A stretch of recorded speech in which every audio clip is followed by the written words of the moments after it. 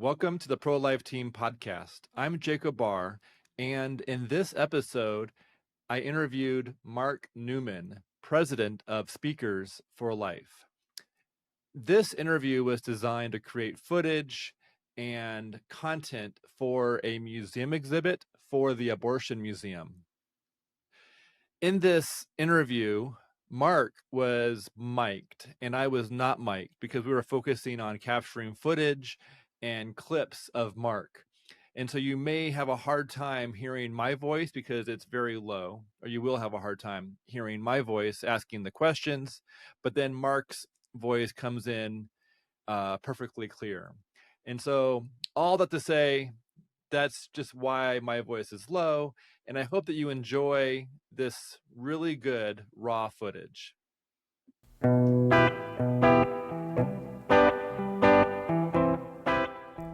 So Marc, please introduce yourself and explain your connection to the issue of abortion, and also maybe speak about your experience and education that would be relevant. Okay. My name is Dr. Marc Newman. I am the president of Speaker for Life. For about 40 years of my life, I was a university professor. I am semi-retired. Started my career at the University of California at Irvine as the director of speech and debate. Finished my career many years later at Regent University teaching in their doctoral program. By training, I am a rhetorician. I got involved in the pro-life movement in the late 1980s when Arthur Ellison, who at the time was working with an organization called Alternatives, asked me to come out and train some of his staff members. Later on in his life, he worked with Alternatives. At the time, he actually had taken a one-year leave of absence from his church, and he was the director of this weird thing called a crisis pregnancy center. So he said, would you come down and train my people? He knew I trained people in public speaking. So I went down. I didn't know anything about the issue. I said, would you, just give me some articles or some books or something? And so he gave me Kurt Young's The Least of These, a book by Bernard Nathanson, and a number of articles, and my jaw dropped. I could not believe what I was seeing. So we developed this course and we taught it to his people, and I kind of thought I was done, and then a little bit later I realized there was a real need here. So I crafted a pro-life speaker seminar. I met with some directors of centers, and I just walked them through it over lunch and said, if we offered this, do you think anybody would come? And one director, her name was Grace Denny, she ran an organization which became Birth Choice in Southern California. She said, I'd send 7 people tomorrow.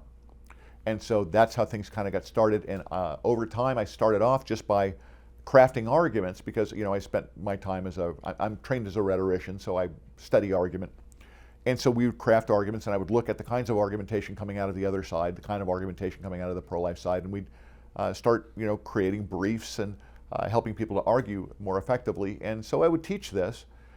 And then after a while, I found myself doing fundraising banquets for pregnancy centers, and then I began training more and more pastors. I was speaking at the National Right to Life National Conference. I've spoken at Heartbeat and CareNet, and now I'm here at NIFLA. And I've been doing that for many, many years. And then we just started going out and training pastors and doing 3-hour apologetics classes to help people learn how to make the scientific, the moral, and the biblical case for life, helping them to understand how abortion ideology puts all human beings at risk, not just the unborn, and what we can ourselves do about it. And a lot of that, of course, is just finding ways for us to connect with the pregnancy center movement, because they are literally the boots on the ground people making the life-changing decisions for women who are currently experiencing untimely pregnancies. We also, of course, need the advocacy side, so I work with that as well. But I have a special place in my heart for people who are doing pregnancy help organization work. Okay, this is question number 2. Okay. How has the abortion debate evolved since the 1960s to today? Oh, goodness. And take your time if you want to think about it.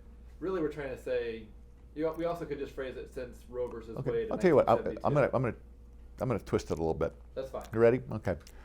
I think one of the best ways to look at how the abortion debate has evolved is by looking at it backward.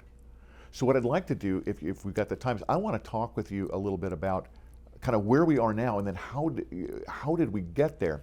And so usually when I talk with people about, for example, the nature of the unborn child, I tell people I don't want to listen to to journalists talk about this. I want to listen to embryologists talk about it. And so one of the things that we do is we start right off by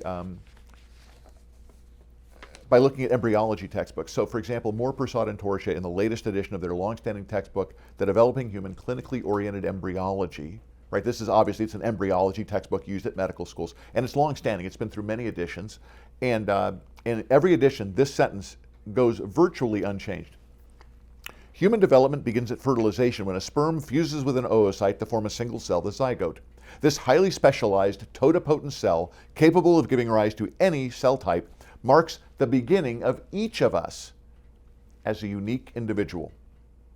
So when we're talking about the humanity of unborn children, I'm saying game over, right?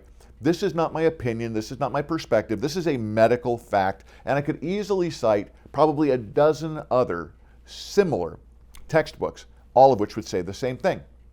But okay, well, maybe people are thinking this is a new idea that somebody just came up with, because after all, we spent all these years being told that it's just a blob of tissue, it's an undifferentiated cell mass, it's pregnancy tissue, it's the uterine contents. So let's go back a little bit farther and let's look at California medicine. This is from 1970. In California medicine, they put out this essay, and they say, well, since the old ethic has not yet been fully displaced, it has been necessary to separate the idea of abortion from the idea of killing, which continues to be socially abhorrent.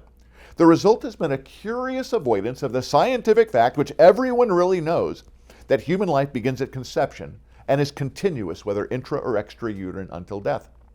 The very considerable semantic gymnastics which are required to rationalize abortion as anything but the taking of a human life would be ludicrous, they write, if they were not often put forth under socially impeccable auspices. It is suggested by the authors that this schizophrenic sort of subterfuge is necessary because while a new ethic is being accepted, the old one has not yet been rejected. Listen to what they're saying here. They're saying, who knows? Everybody knows that human life begins at conception. And what we have to do is we have to engage in considerable semantic gymnastics. This is just a fancy word for we're going to lie to people, because people have this natural intuition that what's in their body when they become pregnant is a human being. So the only way that we're going to overcome that intuition is if we lie to them routinely, often, under socially impeccable auspices. In other words, if we can get the government to say it, if we can get the schools to say it, if we can get the medical community to say it, and if we can get the entertainment folks to say it, and it'd be great if we could get some churches to say it. And what are they going to be doing? Oh, they're going to be engaging in a schizophrenic sort of subterfuge. Because while a new ethic is being accepted, the old one has not yet been rejected. Well, what was that old ethic? Well, in the essay, they identify it. That old ethic is the Judeo-Christian ethic that says that all human beings have objective moral value. What is the new ethic they want to take its place? It's the idea that humans have relative value. And I do find it fascinating that by the end of the essay, they identify who they think ought to make the determinations about who has value. And amazingly, you'd be surprised to know in a medical journal, it's doctors, they say.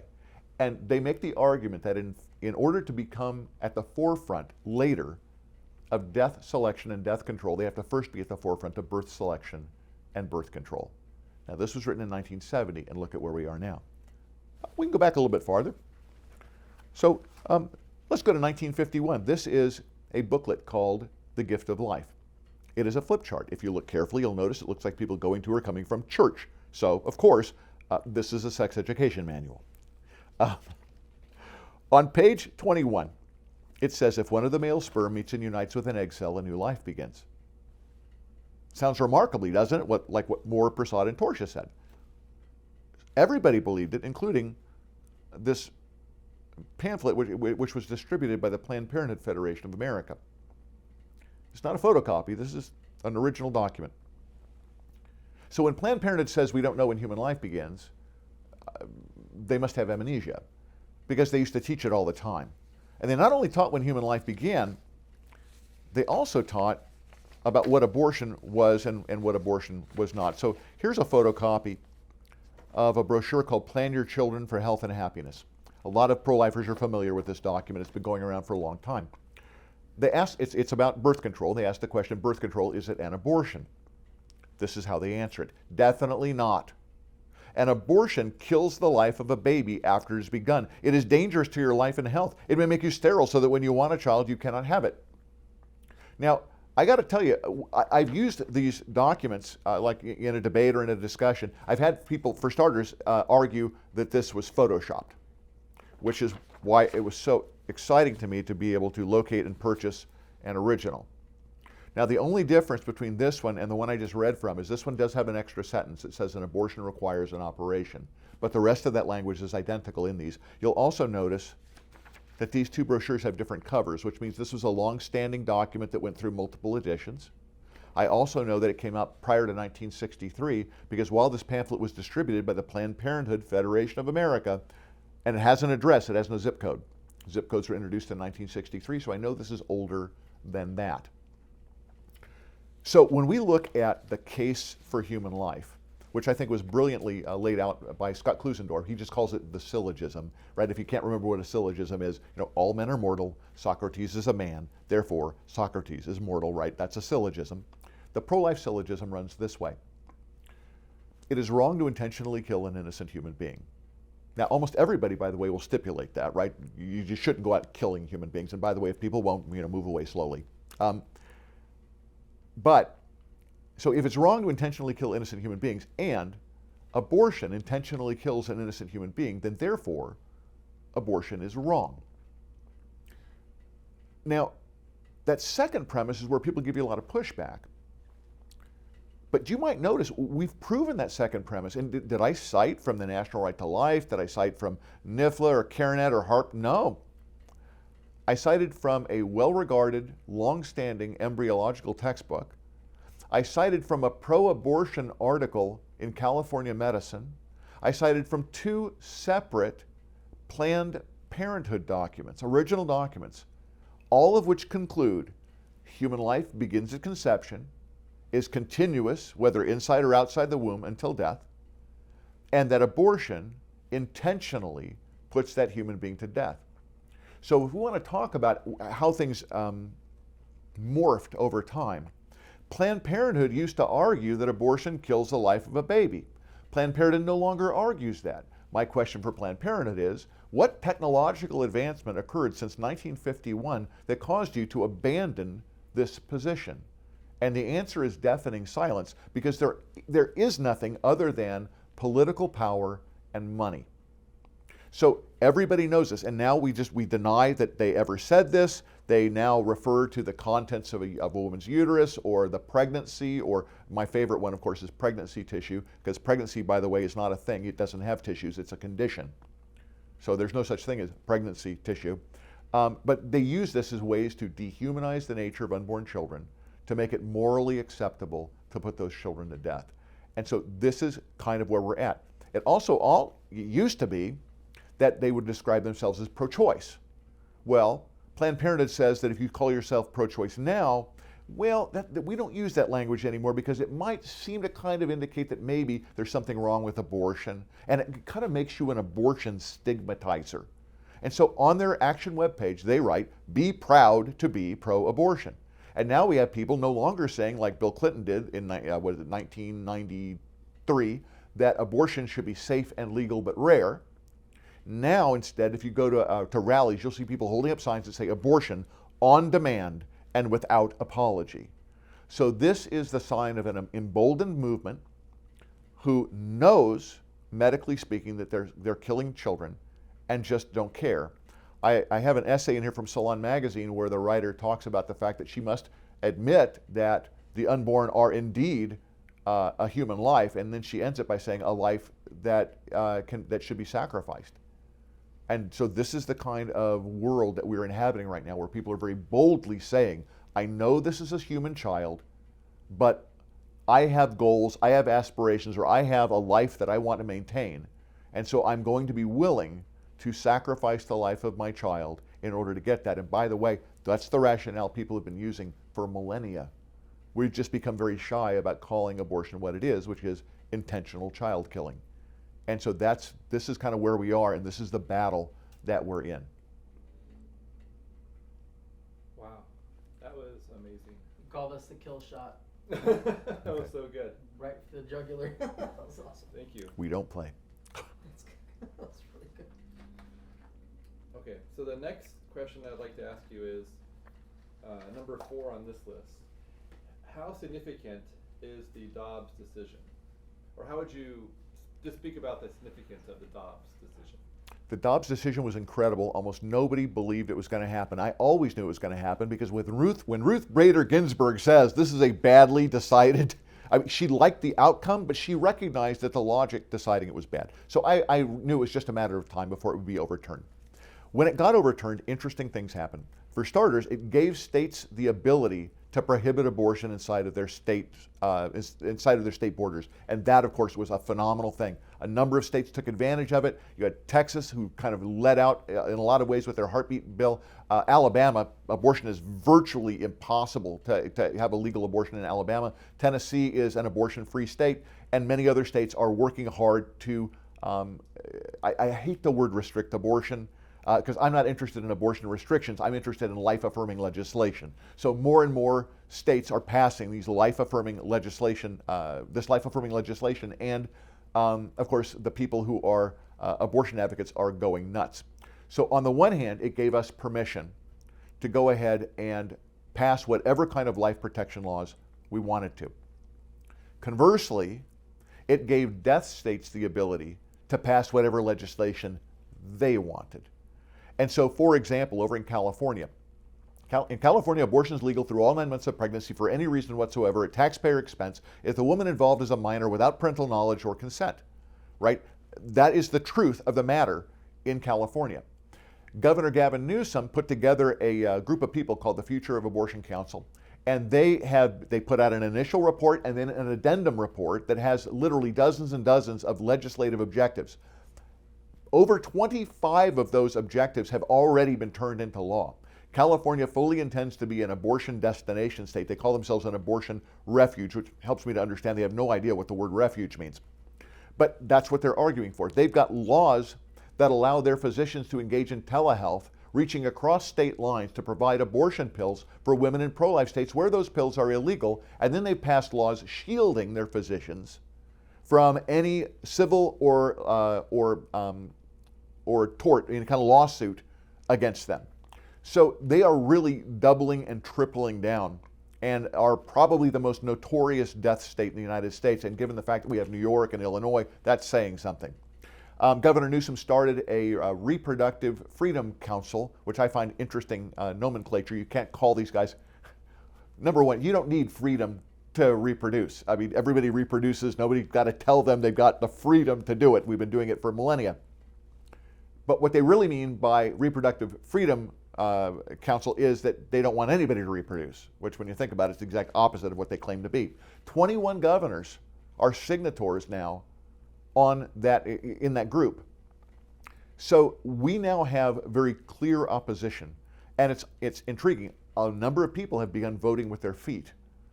So they live in abortion states and have decided they don't want to support that anymore and are literally packing up and moving to pro-life states. Now, a lot of people are saying, oh, it's about the economy. I don't think it's only about the economy.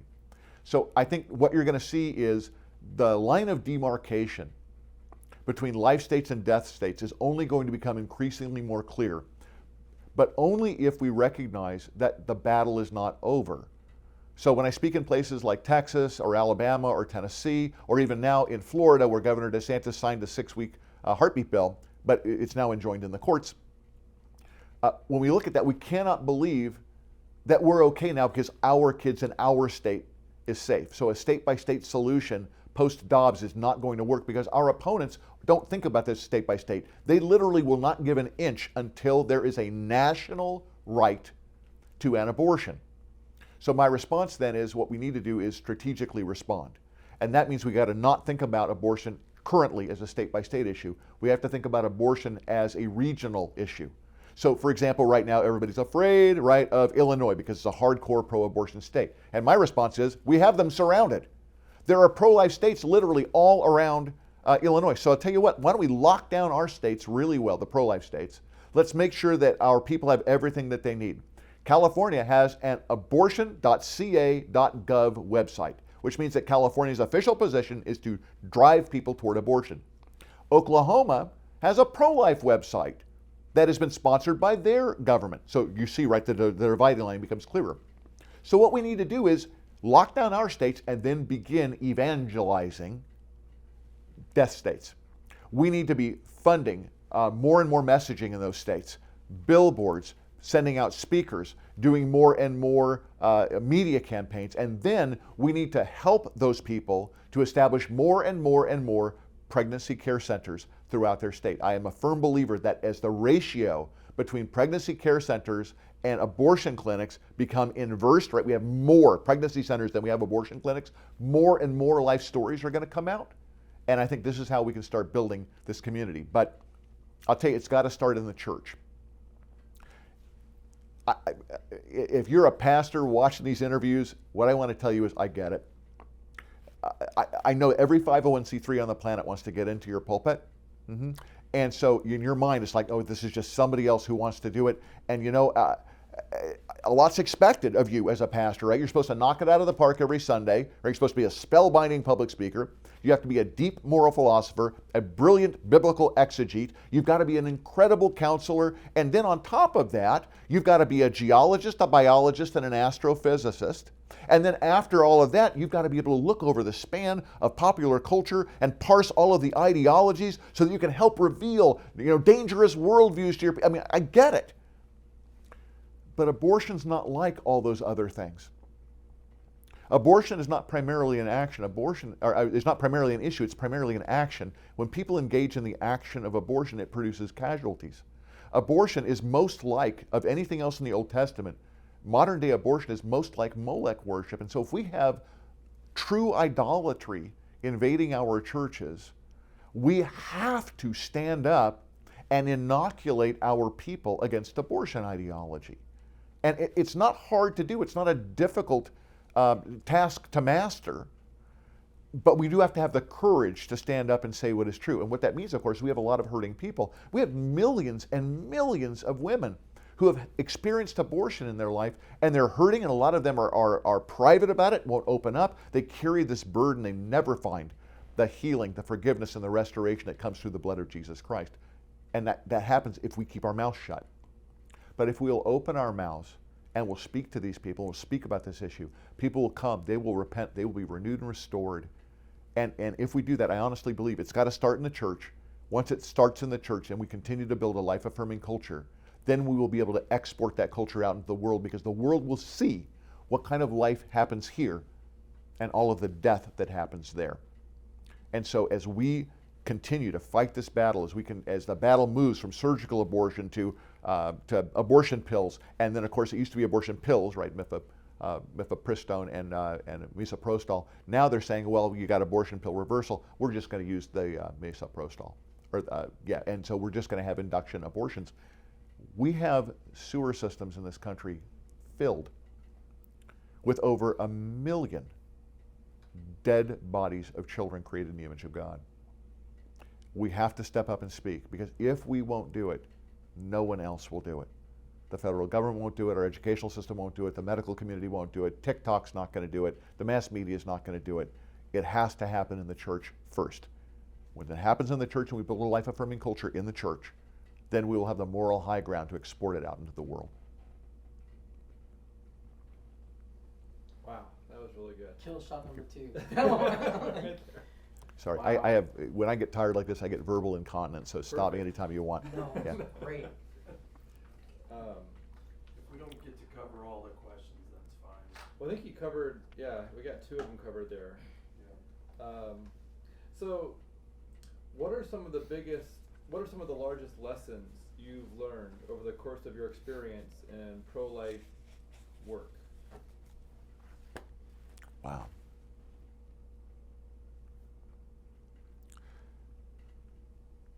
I think we greatly underestimated just how diabolical the abortion industry is. I think that when you deal with adults who are professionals, you expect people to be honest and forthright and willing to say, when confronted with the evidence, that they're wrong. And over again, as I've watched Senate testimony, I have watched people fudge the truth. I have watched them equivocate. I have watched them be unwilling to admit what is plainly before them. I think that we have underestimated, I think for the longest time we viewed this as primarily as a political issue. And it is not primarily a political issue. It's only a political issue because of the distinction between people who believe in a spiritual transcendent worldview and people who believe in a materialist worldview, right? That's the only way in which it's a political issue, because politics is all they've got over here, at least apparently. But I happen to believe now, after all these years reading Michael Heiser's book, there is a spiritual undertone here. And the more research I did into, for example, Old Testament Molech worship, and seeing the comparisons between that and modern day abortion. You don't even have to go all the way back to Molech worship. You can look at the parallels between modern day abortion and the rationale for American chattel slavery. And the connections are so clear. Or even what happened in Nazi Germany, right? What's the modus operandi of the enemy? We find the weakest, most defenseless image bearer of God, and we find a way to dehumanize them and then experiment on them, put them to death, because once you're dehumanized, we can do anything we want to. So our opponents have literally created an entire class of human beings that it's morally permissible to kill. Now, it's nothing new. We've been doing this forever. The battle over abortion is our turn at this. That's all it is. So don't think that you're unique and that the problems that are facing us are unlike any problems ever faced before by the history of humankind. No. These are the perennial problems that have always existed. It's just our turn. And we have to have the same kind of courage that the people had that put away chattel slavery, that the people had who won World War II and liberated the Jews from the concentration camps. We have to have that kind of courage. I believe that the church still has it in them. I hear people all the time speaking apocalyptically. Jesus is going to come back any day now. And I'm kind of thinking, well, maybe he will, and certainly nothing would stop him from doing it. But I will tell you this. When Jesus does come back, what's he going to find us doing? And I happen to believe that we have already had 4 or 5, depending on how you count them, great awakenings in the West. There's no reason in the world, right? God is not limited. We could certainly have a 6th, and it may very well be the battle over abortion that will ignite the next great awakening in this country as people truly repent. By the way, not just women. We have a lot of women who are post-abortive, but for every woman who's post-abortive, there is a man who is post-abortive. And these men are frequently ignored. And I think when people are presented the truth about what abortion is, both medically, morally, and spiritually, I think the Holy Spirit can pierce their hearts, people can confess and repent. And I'm telling you, if this could happen church-wide, when you consider, right, 1 out of every 3 to 1 out of every 4 pregnancies and an abortion, this is a widespread, devastating sin that people live with and believe they're the only ones who've ever done it, and they can't find their way to freedom. If we will be bold in preaching the gospel, identifying abortion as sin and identifying the cross of Jesus Christ as the mechanism that God provided, the blood of Christ as the cleansing agent that God provided to forgive our sins and restore our fellowship with Him, I think we can see true revival break out in our churches. So 5 and 6, that last response will answer that one. And then question 4 also does well for question 8. Okay. For question number 7 is, what is Speaker for Life and why does it exist? Speaker for Life is a training firm that is dedicated to providing people in the pro-life community with public speaking skills.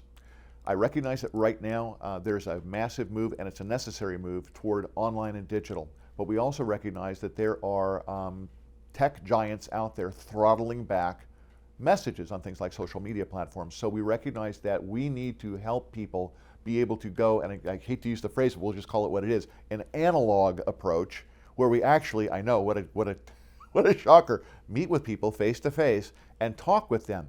When we do that, we create a connection between people in a way that images cannot provide. We create trust levels. I think it's really, really important for speakers, especially from pregnancy centers, to get out in front of real life people like youth groups and college career fellowships and congregations, right? So that those people will get to know who they are and what they're all about.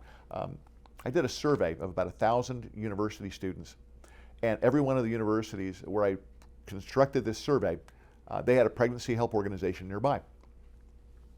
It was a survey about public speaking because I had heard from speech faculty members that they wouldn't let their students do speeches on abortion. Well, why? Well, because it's all overdone and the kids have already made up their mind, and it's and so you'd expect, right, if it's overdone, the kids have already made up their mind, they would know a lot about it. So I thought I'd survey them and find out what they knew. I will not trifle with your intelligence by telling you how abysmally these students performed on this survey. But the important thing I want you to know is I asked a question. If a woman came to you with an untimely pregnancy, to what local organization would you refer her?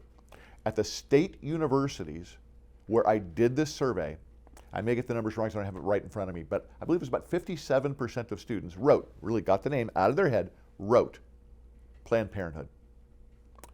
And then I believe it was like 39% of them said, I don't know, even though they have a pregnancy center right there. Then I reproduced this survey at a Christian evangelical university with 7 fully licensed pro-life medical clinics all around them. The number one answer to the same question, if a woman came to you with an untimely pregnancy, to what local organization would you refer her? I believe it was at 52% was, I don't know. How could they not know? It's because nobody's telling them. And then the number 2 answer, so 53% said, I don't know. The number 2 answer at 42% was Planned Parenthood. I asked them a follow-up question. If you mentioned an organization, can you tell me where it's located? 80% of the Christian students who identified Planned Parenthood knew where it was located, at least generally, but some so specifically that they gave us the cross streets and the building it was behind. We can't afford to be the best kept secret on the planet. But see, Planned Parenthood's got over $660 million taxpayer dollars to put their educational information out. Most centers don't have that kind of equipment, or that kind of equipping. They don't have that kind of money. They don't have the ability to do it. But all of them can craft speaking teams. So it's an inexpensive way to get out there and then build trust with people who actually see the folks that are claiming to provide the service. And so the reason Speaker for Life exists, it was created initially, was to provide that. And then later it's grown. Now we do a lot of pastor training. We also do apologetics classes. The idea is to be in the thick of the battle and equip people to be able to make a compelling case for life. And so that's what we do. Awesome. So the next question I have for you is this question number 9. Do you have any words of warning for up-and-coming pro-life activists, or let's say, do you have any words of warning for up-and-coming pro-life workers, such as like how might you help them get past the learning curve on certain things, or how would you warn them or help them get fast-track the learning curve to join the movement? You got to recognize you're asking a college professor this question. Back up, try that again. Oh, do you have any water, maybe? Would you want some water? We're out. I can go grab some. No, I'm We good. have a cup if you want. I think I'll be all right. Okay. So you're asking a college professor this, so of course my response is going to be, we need to read. The bottom line is, a lot of times when people come into the movement, they have a lot of zeal but not a lot of experience. What happened to them was what happened to me. You read the evidence and you see the images and your jaw drops and you can't believe it, and you just want to go and do something about it, not recognizing that there is a multi-generational history of this movement where we've already tried a lot of things, recognized what is working and what fails. And every generation thinks they've got the answer, to everything. And I know it's hard looking at this white beard and this white hair, thinking, oh, it's just another guy telling me that the kids don't know what they're doing. Not at all true. I work with a lot of brand new college students, helping to bring them up to speed. I work with Scott Klusendorf from Life Training Institute. I work with John Enser from Passion Life Ministries. And we are actually building at Cedarville University, the Defending Life Summer Institute, where we're training up this group of people. So we want you to be, when you go out, it's unbelievably important to be knowledgeable. We cannot afford to make misstatements, because we live in a world where if you say the wrong thing or if you make an assertion that you cannot demonstrate, they're going to fall on you like a ton of bricks and then try to find a way to discount you, right? Case in point, all the people who've been running around for years calling pregnancy centers who have nurse practitioners, RNs, medical assistants, and they've got doctors who are overseeing all this. They're being called fake medical clinics. Why? Well, because there was a time in which they were just called crisis pregnancy centers, and all they did was provide counseling, and they didn't have any medical. And so these guys, all they're thinking about is what they used to know about the pregnancy center movement. Now they look at this. They're looking for ways to try to undermine this movement. So it's unbelievably important that we are careful in our language and that we don't make claims that we can't prove.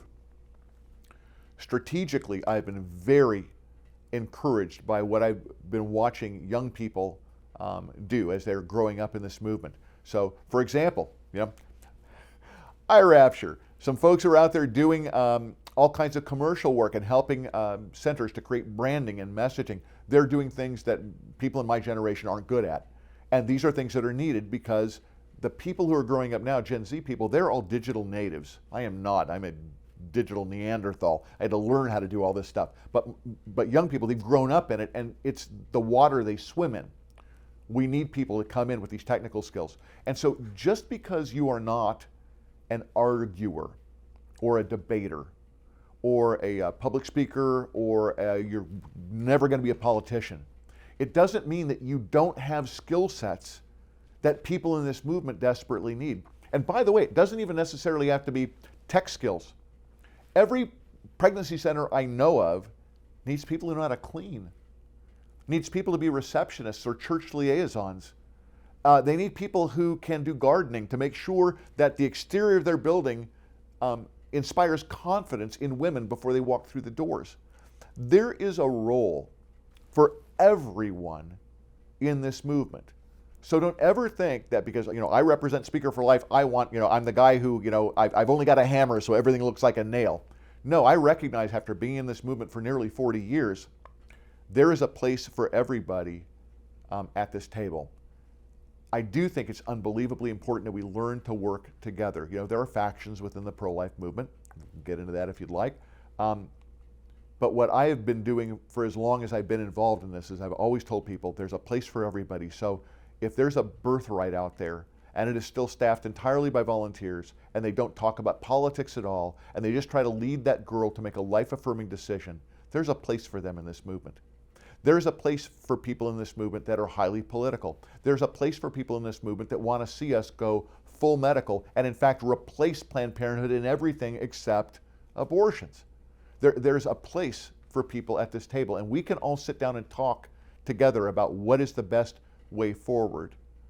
But the one thing we really can't afford to do is tear each other apart with inside baseball arguments that don't matter to people who are out there actively trying to put children to death. So if we can find ways to work together, we absolutely must try to do that. Awesome. That's going to work for questions 9 and 10 for the Father Frank set. So I've got a few more questions for you. Sure. This question is new. Please tell me about Planned Parenthood. How long you got? Maybe within, let's say within 4 minutes, because we want to keep this within an editable. Yeah, this isn't going to take me that long. Okay. Okay. Talk with you about Planned Parenthood. Planned Parenthood is the #1 abortion. I'm going to back that up. Planned Parenthood is the singular largest abortionist in America.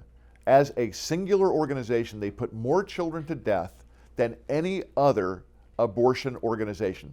By the way, on their site, they say that there's no such thing as the abortion industry, which I find laughable because there's this thing called the National Abortion Federation. So if there's no such thing as the abortion industry, I'm kind of at a loss to understand what they represent. Okay, so Planned Parenthood started as a, Margaret Sanger starts this organization, and what she's primarily about is eugenics, and there's an awful lot of racism that is built into there. I will never forget watching Faye Waddleton, who's an African-American woman, handing out the Margaret Sanger Award at an event, and I kept thinking this would be like Elie Wiesenthal handing out the Joseph Goebbels Award. to somebody, because literally Planned Parenthood has been out there decimating the African American community for decades. Well, back then, as I showed earlier, that this booklet, Plan Your Children for Health and Happiness. Now, they admit that abortion kills the life of a baby after it has begun, but this African American child on the front of this, they wanted to make sure that as few of these children as possible were ever conceived in the first place, right? More children from the fit, less from the unfit, right? I always really, they had their slogan was always, every child a wanted child, and I always thought it would be a really intriguing thing that if there was truth in advertising, every child is a wanted child would show the child as a wanted poster. And they'd want to, engage in capital punishment for that child. Planned Parenthood has morphed over the years into not only being one of the most effective killing machines known to humankind. By the way, I got to make this abundantly clear. Compared to the abortion industry in America makes the Nazis look like pikers. And I know it's unpopular to mention Nazis all the time, but those folks, they put 6 million Jews to death and about another 6 million other defectives, they said, to death in Nazi concentration camps. To make that happen, they had to build those camps really far away. They had to put them on trains, ship them out past churches, which, by the way, sang a little louder so they wouldn't have to hear. And that's what they managed to do during the time of the Third Reich. In the United States, the abortion industry has so brainwashed our people that they can build abortion clinics, right, death centers, right in the middle of suburban communities. And then we brainwash people to actually drive the victims to the center ourselves willingly and then pay for the privilege of having those children killed. Now, Planned Parenthood has seen the writing on the wall in life states, right? When Dobbs came down, I think they realized we were in trouble. By the way, found it fascinating that they always say, oh, we're not really about abortion, right? It's only 3% of our services. An absolute lie. You can actually look at their own statistics that they publish them all the time, right? You can read them out. And what I want you to focus on is the services that are offered to pregnant women. You're going to find 3. Prenatal vitamins, very few. Referrals, they don't actually do it themselves, but referrals for adoption. And then well north of 350,000 abortions, okay? So they said, no, but that's not what we do. And so I found it interesting. Then why in all of the states that have now made abortion illegal, why has Planned Parenthood virtually abandoned the field? They don't want to service there because they can't kill children. But I'll tell you what they've done. They've swapped it out. And now you've got a lot of Planned Parenthoods, and they're offering transgender hormone therapies to people. Why? Well, you can only abort a woman maybe once a year or so. But you can provide hormone therapy, cross-sex hormone therapies on a monthly basis, ongoing. They also recognize that when these transgender kids have transgender surgeries, they're going to be a medical case probably for the rest of their lives. And so it becomes a moneymaker.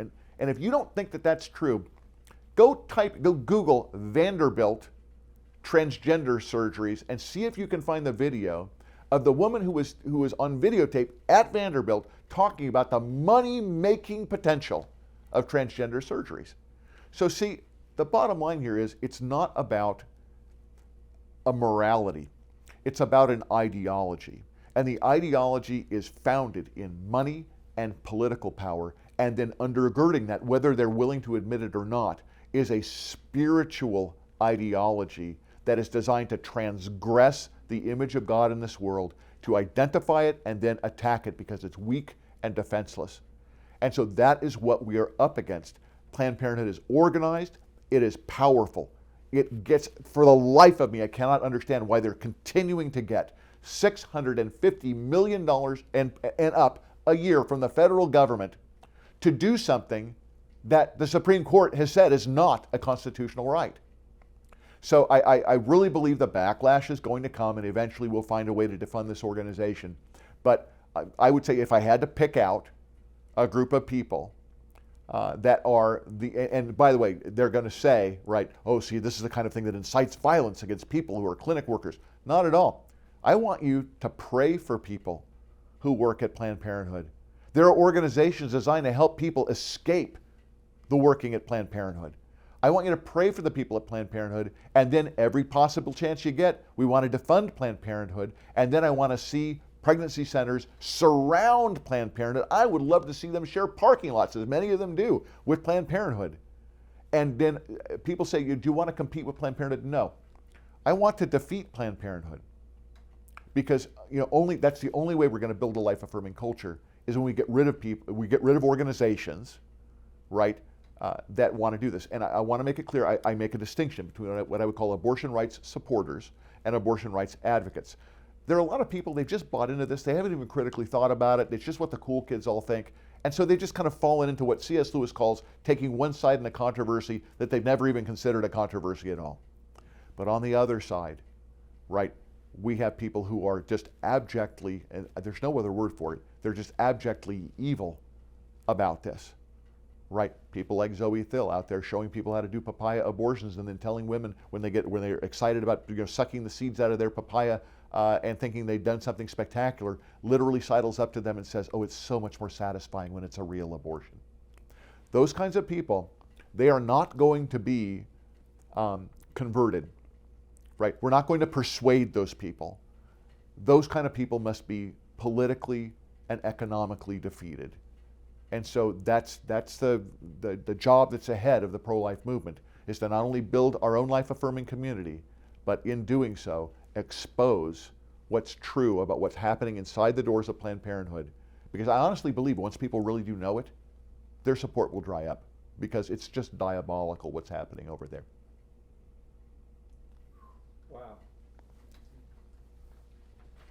Are you okay answering 2 or 3 more questions? Sure. Or are you, I'm okay. good. I'm on a roll now. Perfect. Okay. So this question is question number 1 from our medical set. When does new human life begin? Please explain. I guess we can go back. When I want to find out when new human life begins, I do not go and talk to journalists. I probably am not going to go speak to people who make their entire living extinguishing that human life. I'm going to talk to people who actually study human life, and those people are called embryologists. So, Moore, Prasad, and Torsha, in the latest edition of their long-standing textbook, The Developing Human Clinically Oriented Embryology, in 2020, this book's been around for a long, long time, they say human development begins at fertilization when a sperm fuses with an oocyte to form a single cell, the zygote. This highly specialized totipotent cell, capable of giving rise to any cell type, marks the beginning of each of us as a unique individual. Case closed. Not my opinion, not my perspective. This is a medical fact. All human lives begin in precisely the same way. A sperm fuses with a woman's ovum and it creates a zygote. It's not a fertilized egg, it's a new human being. All of us began that way. And you were every bit the human being on the day of your conception as you are today. All of your cells share the exact same DNA. And so that's how we know when human life begins. Now, I may be anticipating here. So what our opponents do is they shift ground. And they say, well, okay, and by the way, in a real live academic debate, you will never find an abortion rights advocate argue that what's in a woman's body from the moment of conception is not a human being, because they know they're going to get buried in evidence. And as a matter of fact, right, their own documents demonstrate that they used to argue that human life begins at conception. So what they do instead is they say, well, okay, well, they're human beings, sure, but they're not like persons. I could go through a litany of and explain to you the 4 standard argument types that are made to establish personhood. And they fall into size, level of development, environment, and degree of dependency. They'll say, it's not big enough, so it's not a human being. Katha Pollitt, in her book Pro, she says, when you're first created, you're no bigger than the period at the end of this sentence, as if size is a determining factor on whether or not you're a valuable human. And then level of development. They'll say, you're not developed enough, you don't have enough cognitive abilities, you can't form relationships, you don't have wishes and desires, right? All these standards that people are going to use. Or you're in the wrong environment, you're actually inside another person's body, so you can't be a separate person. Or you're too dependent, right? And because you can't live on your own. This is the viability argument. They say, so you're not a human person. Well, all of these standards are horrible standards because they catch in their net post-born people, right? When you're trying to determine something as important as life or death, you have to create a bright line distinction. These standards don't do that. Size. You can walk into a room with a bunch of newborns, and I'm going to guarantee you're a lot bigger than any of those newborns. As a matter of fact, in a lot of ways, they don't really look like you. And so the question that these folks will never answer is how many cells is enough? Because I got news for you. All of us are clumps of cells. We're highly organized clumps of cells. How many of them does it take to make a human person? Nobody's ever willing to say. It's an ill-defined standard. The idea of development, right? How developed are you? All of us are developed differently. Some people are developmentally disabled. And if they are, it's amazing, isn't it? The government comes and surrounds them with a whole fence of rights that are designed to protect them from people who would harm them, right? Americans with Disabilities Act, for example. So how developed is enough? Some people have advanced college degrees. Some people will never ever have an intellect beyond the 4th grade. Are we going to say that those people don't qualify as one of us, as human beings? What about environment? Well, when I walked in for this interview, I walked orders of magnitude farther than anybody traversed down a birth canal in order to be born. There's nothing magical that happens when you leave the inside of a mother's womb. That suddenly turns you from a person who's I keep mixing up persons and humans. There's nothing that turns you from a human non-person into a human person by simply just going down a 7-inch birth canal. And then the idea about dependency, same thing, right? The more dependent you are once you're out of the womb, the more laws exist to protect you from abuse. There are elders in elder care, and they have a ton of laws that protect them from elder abuse. Why? Because they're vulnerable. So why is it that the vulnerability that you have in the womb makes you a target for death but not protection?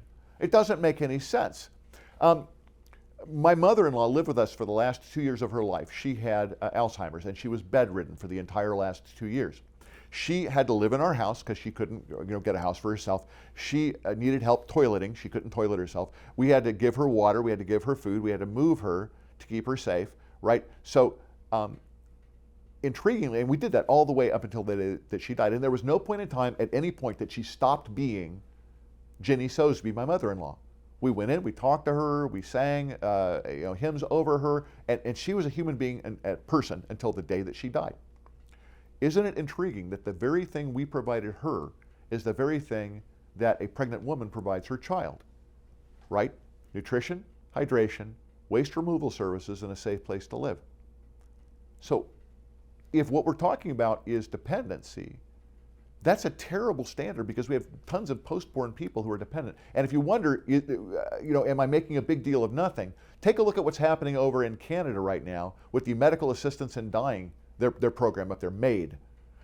Now you don't even have to be terminally ill to be a candidate for MAID.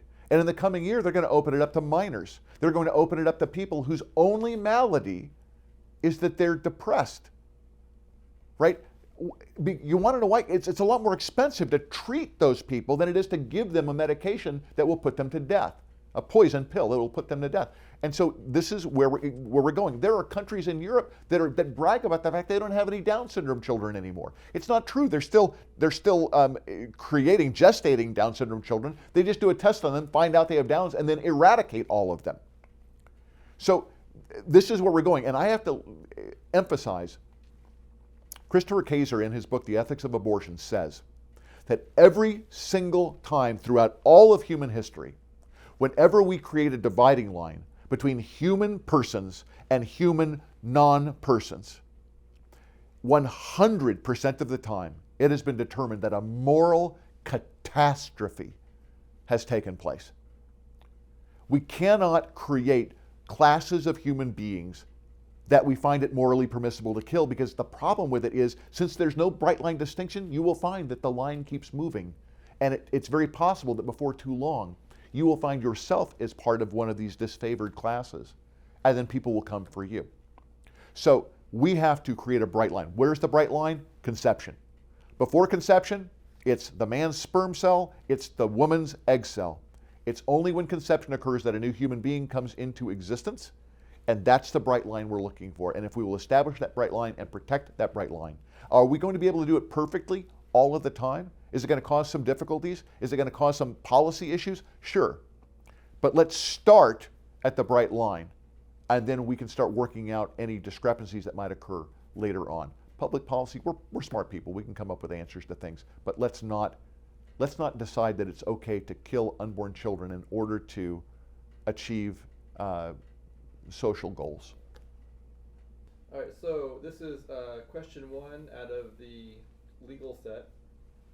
What are rights, whether civil rights, human rights, or some other kind of right, and does abortion qualify as one or more of these rights? When you look at the concept of civil rights, one of the difficulties of civil rights is that civil rights are granted to us by governments, and since they're granted to us by governments, they can be taken away by governments. So I think we have to be careful when we talk about civil rights. I would prefer to talk about transcendent rights, right, which the Declaration of Independence would identify as unalienable rights, right, amongst which are life, liberty, and the pursuit of happiness. So when we talk about abortion in this framework, what we have is we have a number of people who want to create a civil right to abortion. Now, the Dobbs decision, it vacated that idea. So there is no federal right to an abortion, but there is a federal right to life, right? It's enshrined in our founding documents. So I think it's important for us to recognize we should never do anything that would burden a woman in choosing to exercise her right to life.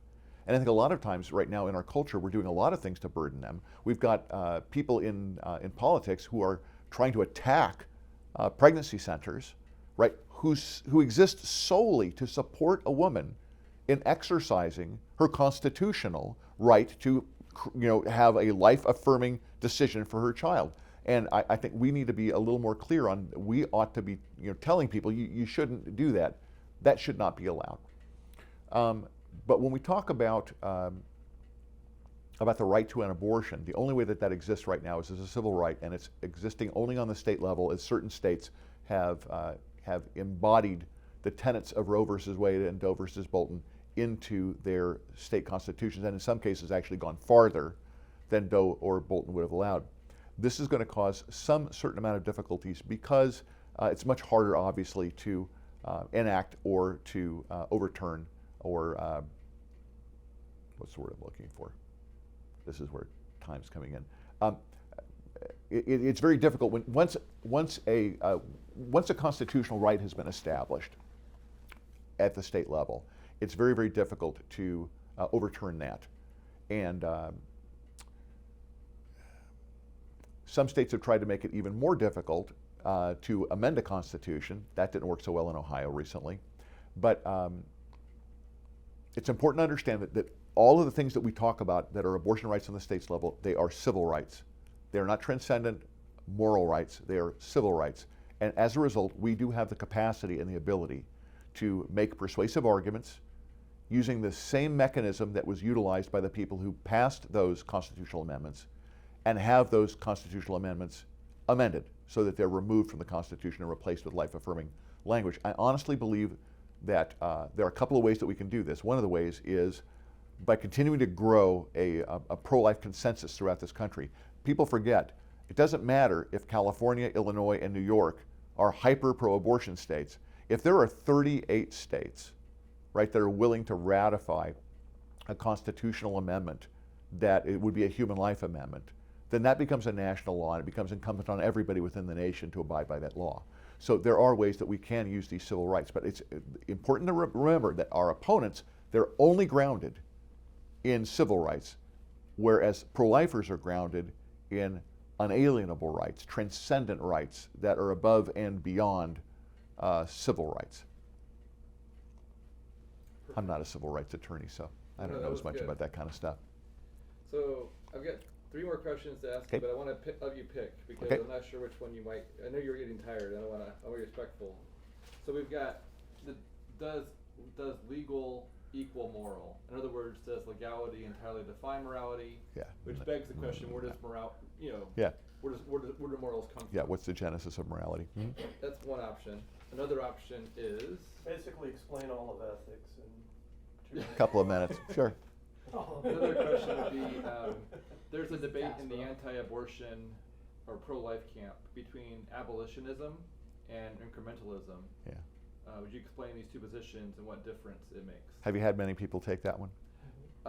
This is part of so all the lawyers are doing this set. Okay. And we also had Father Frank do these and the legal equal Okay, moral one. go ahead and give me the third one. There's also abortion has sometimes been described with extravagant language like genocide and Holocaust. Legally speaking, is this language more or less correct? And then, is it helpful? Are there contexts where you would use this language and others where you would not use it? Okay, you can run through all three of them. I'll be able to answer all of those. Okay. Yeah. Perfect. All right. So let's go with, are we recording? Yeah, we're gonna. Oh, let's make it I short. think he said he's just gonna answer them all at once, right? No, just No, okay. one at a time. Yeah. Okay. So this is question number 2 out of the legal set. Does legal equal moral? In other words, does legality entirely define morality? I think almost anybody looking at the current legal landscape could immediately recognize that no, legal does not equal moral. The first question you have to ask is, where do legal standards come from and where do moral standards come from? Legal standards come from human beings coming together to craft laws that represent the kinds of things that they want. Morality is transcendent and it comes down to us from God. So when we abandon God, all we are left with are these legal standards, at which point morality really goes out the window and all you're really talking about is raw power. So, for example, I think it would be very difficult for anybody to argue that in the county right outside of Reno, where women are literally prostituting themselves for money, that prostitution is a good and moral thing. So there have always been laws. Chattel slavery in the United States used to be legal, but no one today would look at that and say it's moral. And yet I think in the minds of especially a lot of students today, they conflate the idea of morality and legality, which is why the law, I don't want to minimize the nature of the law. The law is a tutor. When the law when the law and morality are in sync, when they're working together in concert, the law can become a wonderful way to help people understand where the lines are and what the limits are. It's when we abandon morality that then it just becomes a power struggle. So I think it's really important for us to have the conversation, and I will tell you, in academic environments, I don't think we're having it as well as we ought to. We have to evaluate, where does morality come from? I'm a big fan of C.S. Lewis's book, The Abolition of Man. I've actually taught it in my classes for many, many years. And he basically makes the argument that there is a transcendent moral law. He calls it the doctrine of objective value, the belief that certain attitudes are really true and others really false about the way the universe is and the kinds of creatures we are in it.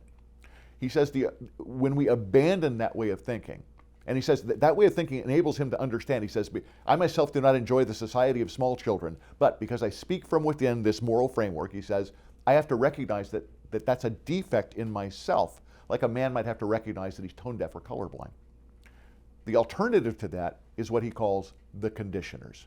These are people who've abandoned all transcendent vision, but they can't abandon law because people need to have laws and ways to conduct themselves. And so conditioners, instead of doing what has historically been done when people had a transcendent moral vision, where they would say, okay, I have received this, and now I will pass this on to the younger generation, and they and we will both equally be bound by this transcendent moral law that rules over all of us, by the way, whether we acknowledge it or not. We just recognize that it does. People in the know recognize that it does. Conditioners, on the other hand, they recognize that people need laws, and they are going to be the ones who determine the kind of people we're going to mold. Now, they don't have to be those kinds of people. Matter of fact, frequently people who are the elites consider themselves above and beyond these laws that they pass for these folks, because in their minds they have believed there is no transcendent law. So even if we preach a transcendent law to people, we ourselves know that we are above and beyond that. And so this leads to all kinds of horrible things. For starters, it's almost impossible to ground that kind of an ethic. People will say, oh, well, you have to do it because, duty to your country. And of course, the appropriate response is, why should I do that? Right? So people find they try to locate morality in different areas, and it just doesn't work. Either we live in a universe that is created in such a way, as our founding documents identify, right? Endowed by our Creator, created in such a way that there's a moral law that people have to be beholden to, whether they agree with it or not, or even if they even understand it or not. It's a part of the fabric of human life. Or you have to surrender yourself to a group of elites who then will feel free to make laws in their own self-interest and then impose them on other people in order to get what they want. So that, I think, is one of the great distinctions between what is legal and what is moral. Legality can be a great tutor for what is moral, but when it's separated from true transcendent morality, the law can turn into an agent of destruction for people. Awesome. Thank you for answering that. That was really good. This is question 19 out of the legal set. Abortion has sometimes been described with extravagant language like genocide and Holocaust. Legally speaking, is this language more or less correct?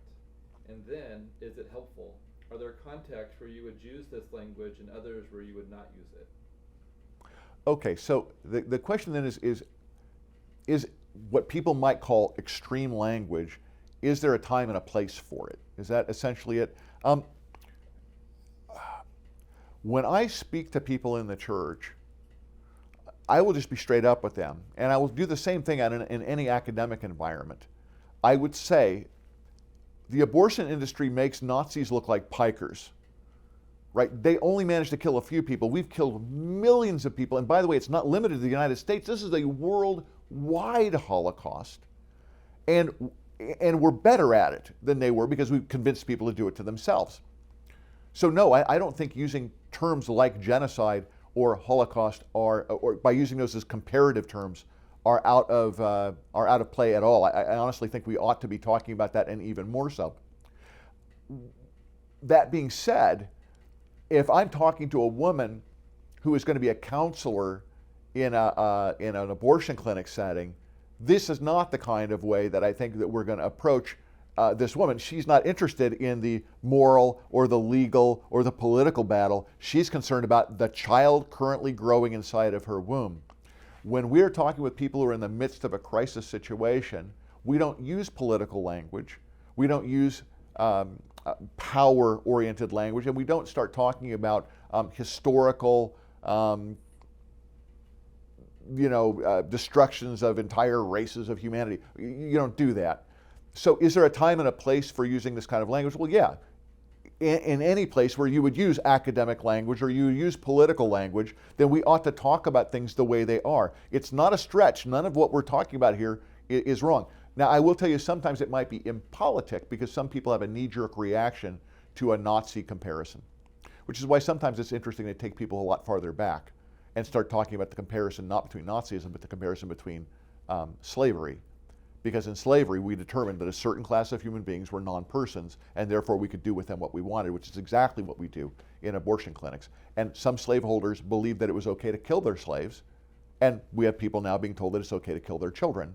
So there's a lot of parallels there. And then you can take it farther back, and I frequently, when I speak in churches, we make the comparison to Molech worship, because if you're doing the exact same behavior for the exact same reasons, I'm going to suggest it's the same thing.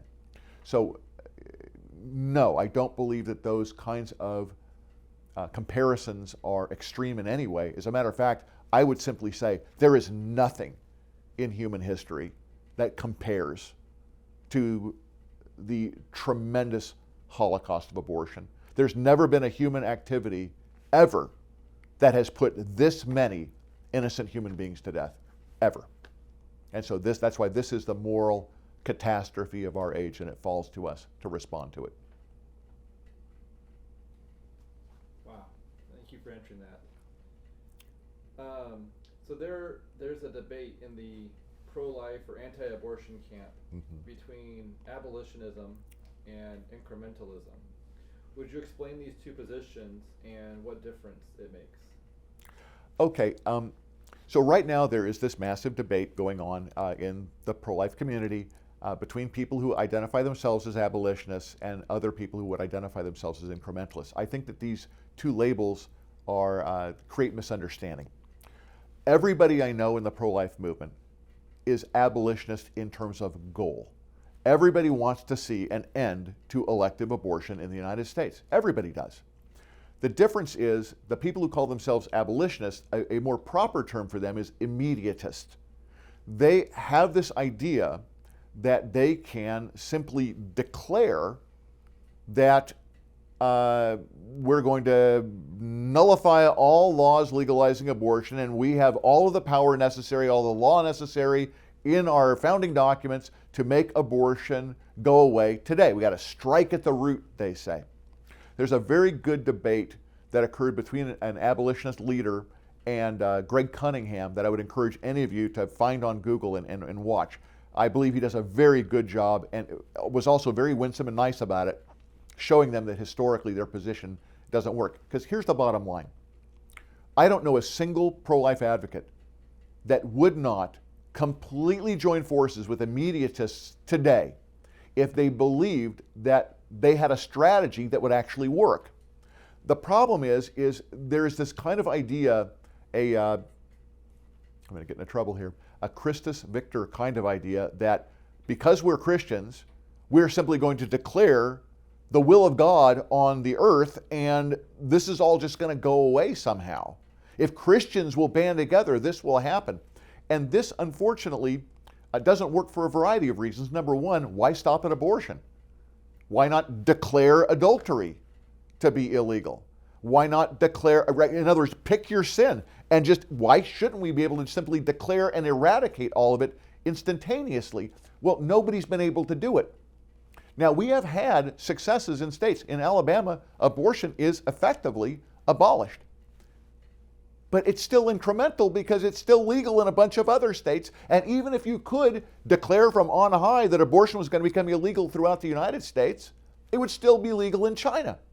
It's always going to happen incrementally, so we should not be afraid of the term incremental. Incrementalism, what it does is it recognizes the real political environment we currently live in. So for example, if you are in a state and you have done polling and you know without a doubt you cannot pass a bill that would eradicate abortion in your state. But you did find out that you could create a variety of persuasive arguments that would get people to agree to at least place a limit at 15 weeks. Now, I know what people are thinking who are watching, who are in the know. Placing a limit at 15 weeks eliminates almost no abortions. Almost all abortions occur before 15 weeks. So what kind of a victory is that? I'll tell you the kind of victory it is. It now moves the platform from all the way through birth to 15 weeks.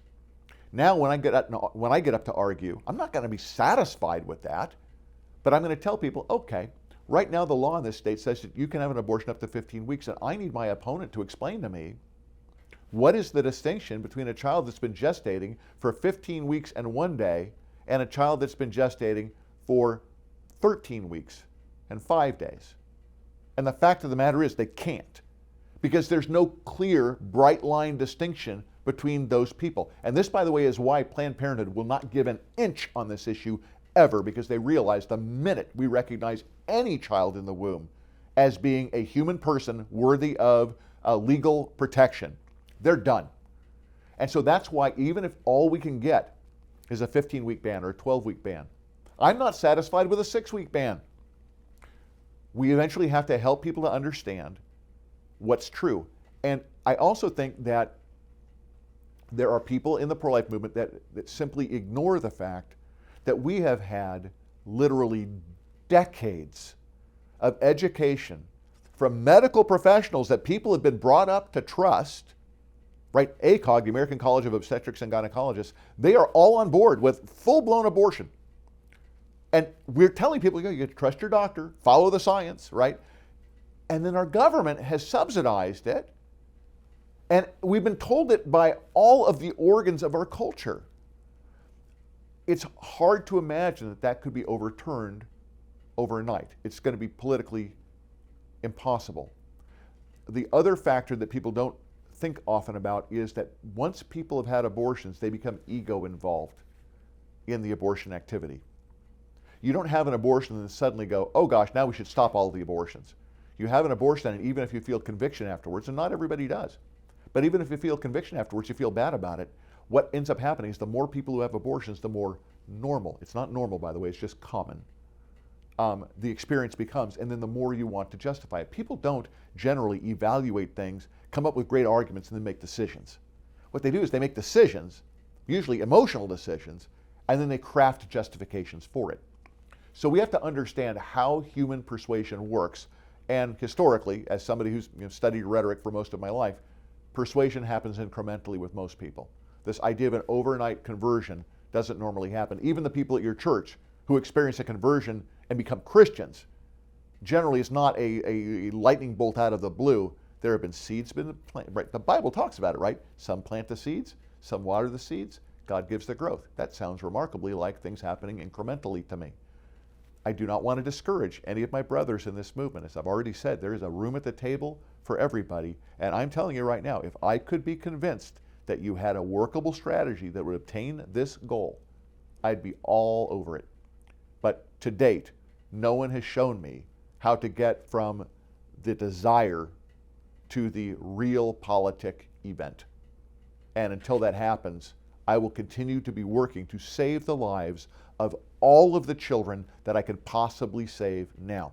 If a building was burning and I could go in and there were 14 children in there and I only had the power and strength to carry 4 of them out, I would not say, well, you know what? It's arsonists and we have to make sure that arson never happens anywhere. We're going to abolish arson, and anything short of that is not going to be good enough. And so, no, you can't go into that building because you're not really abolishing arson.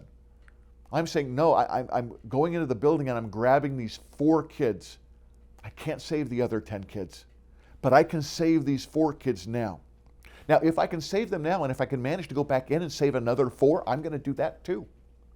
I would like to have the ability to go in and save all 14 kids.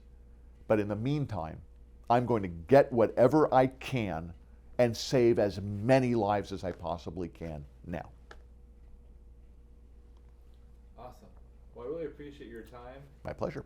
The last question is, whatever I didn't ask you about, please share, if there's something that you'd like to really share that's really, Oh, man. I know you shared a lot, but and I'd like to ask you a lot of questions, but I know that you probably need to go to sleep. And I'm going to need to go eat something. you You can decline if you want. No, I'm good. This is the final one. So essentially, whatever you would like to talk about on this topic, this is the question that's just open-ended. One of the biggest barriers to the achievement of a life-affirming culture is a lack of courage. A lot of us feel like we don't have what it takes. We feel like we haven't mastered the arguments. We feel we've been told by our culture we don't have the right to go in and be judgmental about other people's actions. And we've literally kind of bought into a very, and this includes people in the church, we've bought into a very ungodly, unbiblical worldview, and then we find ourselves operating inside of that worldview. What I would say is the way you solve problems is you identify what you're up against, you assess your abilities, and then you engage your will to do God's will. And when we do that, if we find out what we're up against, if we really know what's true about abortion, we're going to be horrified by it. All of the evidence demonstrates it is the intentional killing of innocent human beings. And all believers should oppose that. In fact, I would think all thinking, moral human beings should oppose that. So we know what we're up against. Now we have to evaluate our skill sets. What can we do? And a lot of people believe that since they can't do it all, they shouldn't do anything. And what I'm saying is that all of us have a part to play, and if all of us will give what we can. God doesn't ever expect us to give out of what we don't have, but He does expect us to give out of what we do have. And by the way, if you're watching this video, God always holds you accountable for everything you ever learned, so too late. You need to do something. So you evaluate your skill sets and you offer what you have. Maybe it's babysitting service for a parenting class at a local pregnancy center because they've got kids and they need to be watched. So yeah, you'll be vetted, you probably be fingerprinted. And then once we recognize you're the right kind of person, you can come in and do that. Everybody's got something that they can bring to this. But for those of us who are out there arguing against an abortion industry that is literally hell-bent on the destruction of children created in the image of God, what we need are more voices who are not afraid to say what is true. So we need to find to get the evidence. We need to train ourselves in the evidence. We need to understand what a good argument looks like and how to make one and how to avoid making bad arguments. We need to be self-reflective so that after we have an engagement, we can look back on what we've done and determine what did we do well, what could we do to improve, and what arguments should we abandon because they don't work. And if we're constantly engaged in that kind of self-reflection, we'll become better and better advocates for the lives of our unborn neighbors. So I think, yeah, if everybody would simply gain the courage necessary, and then I guess finally what I would say is a lot of people complain about pastors. I don't want to complain about pastors. I want you to pray for your pastor.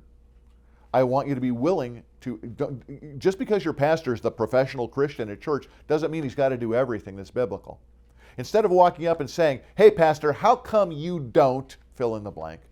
Why don't we walk up to our pastors and say, hey pastor, I would like to, and then offer up opportunities to share the apologetics of life with your congregation, with your youth group, with your small group, with your college career fellowship. You can take that off of his plate. Trust me, he's got enough to do. But yeah, I would like you to pray for your pastors that they will have courage. Because you know what? They are also human beings. They are also in the crosshairs of people who would like to destroy their 501c3 status. They can't do it, by the way, just to clarify. But they'll threaten to. And they'll threaten to protest outside of their church. They'll threaten all kinds of things. Pastors need to be courageous. And I think the best way to do that is by setting a good example in the church, listening to your pastor, letting him pour the word into you, embodying the word, being formed into the image of Christ. You be bold. Nothing will embolden your pastor more than seeing a congregation filled with emboldened Christ image bearers. So if we will follow Christ, if we will bring a life-affirming community out, it will help our pastors to then realize this can in fact be done. Nobody likes to fight a losing battle. Everybody wants to take the land. So be bold, be trained, evaluate your skill sets, and employ them on behalf of your unborn neighbor. And I think you're going to find that in the long run, I truly do believe we are going to win this battle.